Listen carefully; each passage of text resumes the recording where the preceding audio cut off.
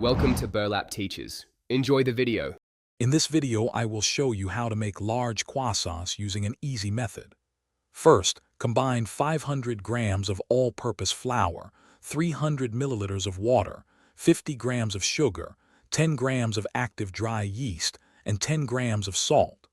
Mix until a shaggy dough forms, then knead for about 5 minutes.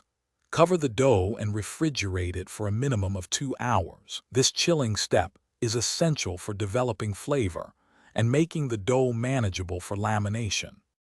Next, prepare your butter block. Take 250 grams of cold butter and flatten it between 2 sheets of parchment paper into a 6-inch by 6-inch square. Roll your chilled dough into a 12-inch by 12-inch square.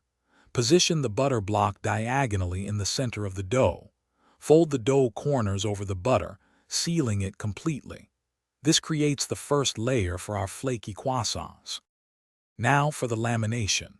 Roll the dough into a long rectangle, then fold it into thirds like a letter. This is one turn. Chill the dough for 30 minutes. Repeat this rolling and folding process 2 more times, chilling between each turn. After the final turn, roll the dough to about 1/4 inch thick. Cut the dough into large triangles, approximately 8 inches wide at the base, ready for shaping. To shape, gently stretch each triangle and roll it tightly from the wide base towards the point, creating that classic croissant shape. Place them on a baking sheet and proof in a warm, humid environment for 2 to 3 hours, or until they are visibly puffy and jiggly. Bake at 400 degrees Fahrenheit for 15 to 20 minutes, until golden brown and flaky. Remember to check the description for a link to these fantastic leak-proof containers and other great deals to help with your meal prep.